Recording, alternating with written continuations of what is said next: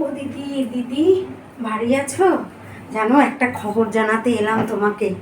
জানো, সবাই বলা বলি করছে পাড়া শুদ্ধ রটে গেছে একেবারে। পেছন মা নাকি অন্তুর বাবার প্রেমে পড়েছে। সারা পাড়া জানাজানি হয়েছে। তুমি জানো না? কি বলছো এসব তুমি? কার প্রেমে পড়েছে পেঁচোর মা আবার? কোথার থেকে যে এসব খবর টবর আনো না, সত্যি বাবা দিদি, আমিও একদম পারি না তোমাকে নিয়ে।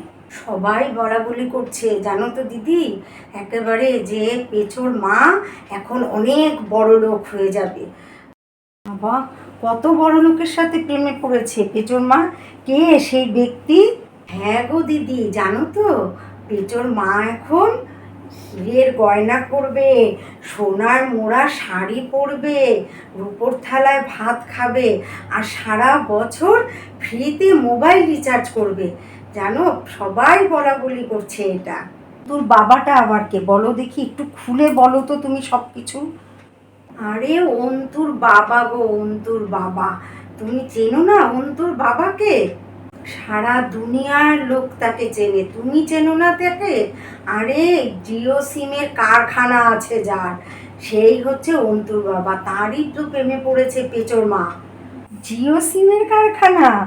হে ভগবান, তোমরা পারো বলতে গো দিদি, সে তো মুকেশ আম্বানি গো।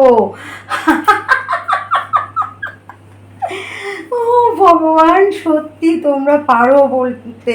পাড়ার লোকেরও আর খেয়ে দিয়ে কাজ নেই, কি শুনতে কি শোনে, তার পেছনে একদম মানে উড়ে বেড়ায় যেন। কি হবে দিদি এখন পেঁচোর আর পেঁচোর বাবার?